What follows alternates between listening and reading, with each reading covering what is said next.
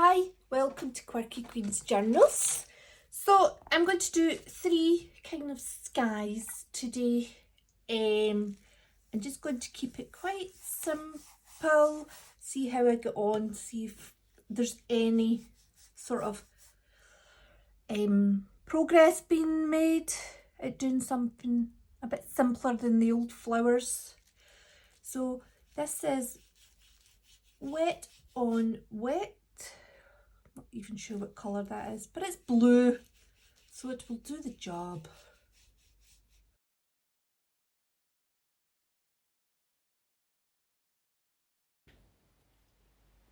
Okay, so I'm laying down the water prior to starting, and then I've added the blue onto the first piece.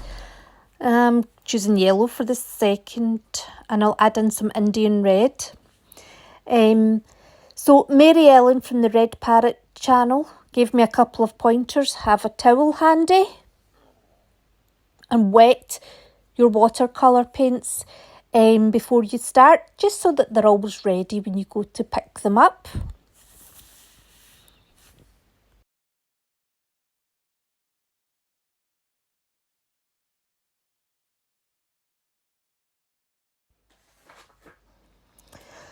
So I'm learning watercolours just now, and this is why I am making these videos. So this is day 7 of what I hope to be a 100-day challenge, but I'm not fully committing. And anybody who wishes to join in are more than welcome, especially you, Mary Ellen, at Red Parrot channel. So anyway, the style that I've decided to use on this video is when I'm using a technique, like this is the wet on wet, I've kind of put in a wee text box just to say this is the technique that we're looking at here.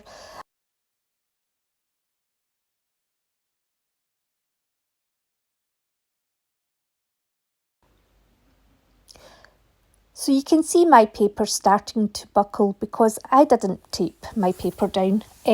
Obviously you get watercolour blocks where the paper is stuck to the pad at 2 or 4 sides. But I'm using the old masking tape trick.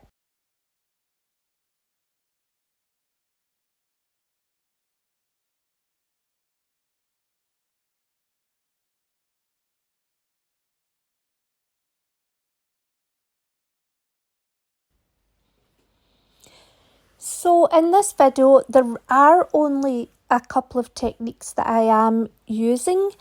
The landscapes are fairly simple styles.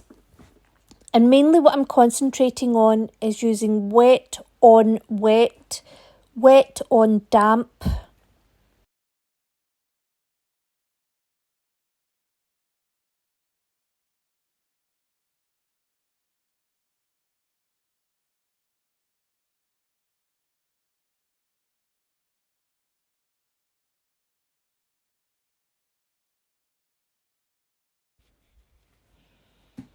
So wet on wet and wet on damp, and the techniques that you use to actually try and manage these.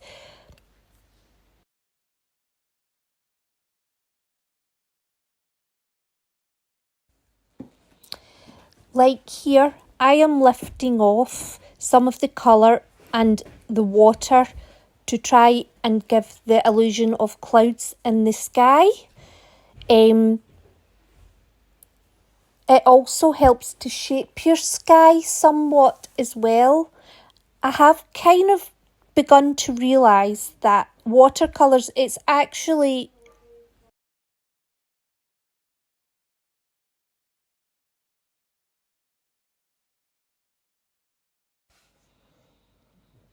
the water that decides where your paint's going to sit on the page and the intensity of the colour and how that colour will, the texture of that colour, and it's the colour that actually creates the shape. It's the colour and the water that actually create the shapes on the page. Like here, I'm creating a curve in the sky, and I'm trying to use that to kind of show where the sun's shining from.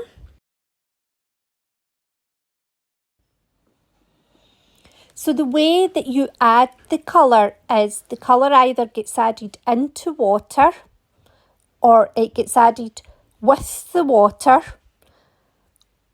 or it gets added like the brush is dry and the page is dry, and that's to create texture. But I've not used that technique really. I also think that with the wet on wet, where you're adding it into the water,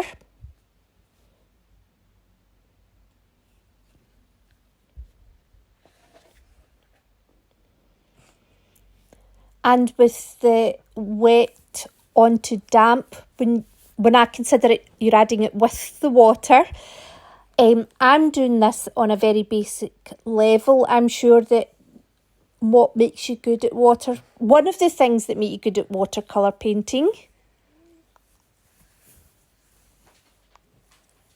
is having, the ability to really fine tune that, and I'm sure there's little sort of sub techniques within those.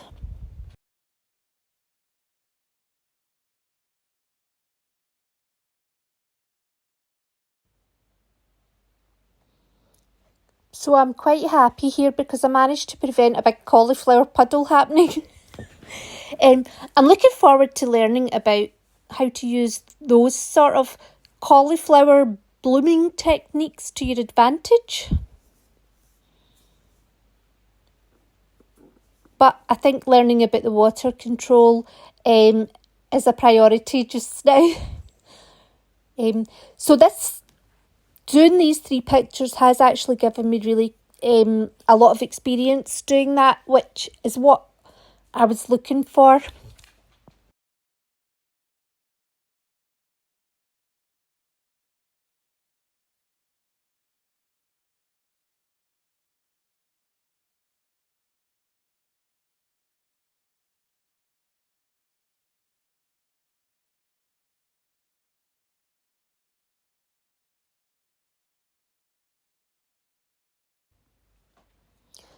So I'm starting to sort of try to add in the sort of fine details to the sky.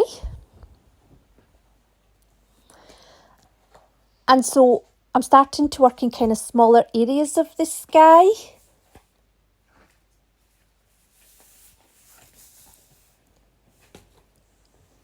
So I don't want to ruin what I've already put in place. However, I want these fine details to blend into what's already there.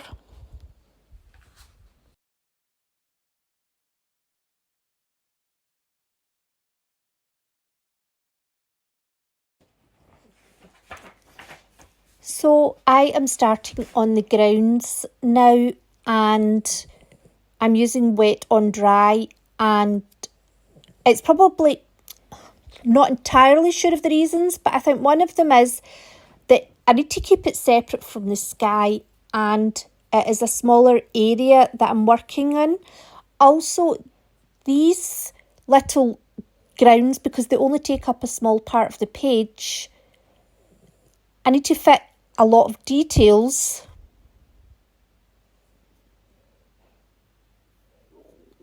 into a smaller area. So I think that may be why I decided to do the wet on dry.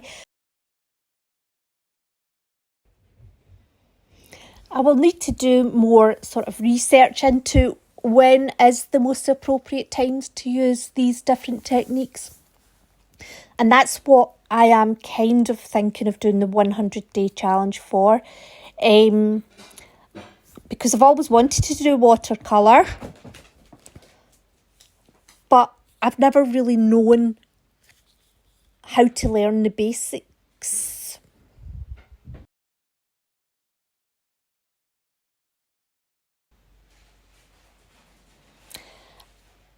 Another thing I'd like to learn about is when do you stop doing the painting? What counts as overworking it? I feel that I've done much more to these pictures than they needed, but I don't really know at what point I would have said enough's enough. Otherwise,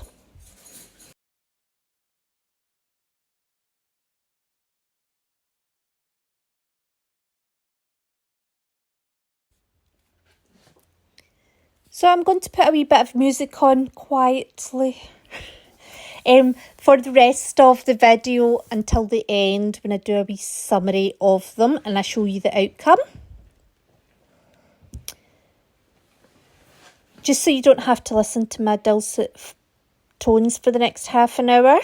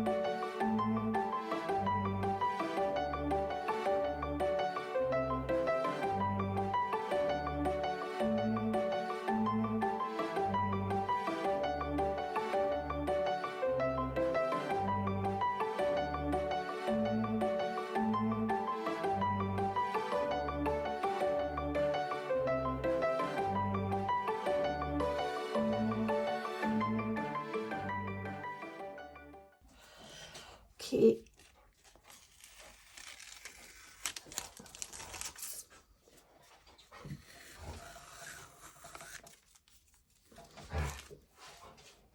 At least it comes off easily enough.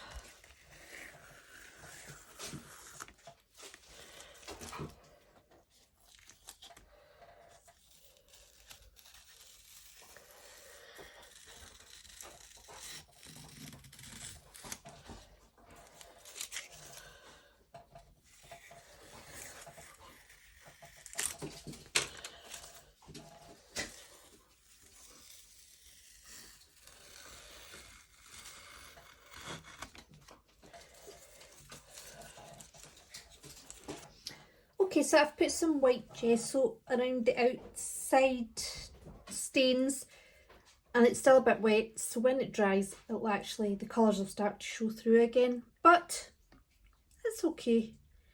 So I'm happy with the fact that there's not really much cauliflower in that. What did cauliflower I was able to lift back off or rub away, which, you know, it's really quite a big skill that I never thought I'd be able to get, so I was happy with that.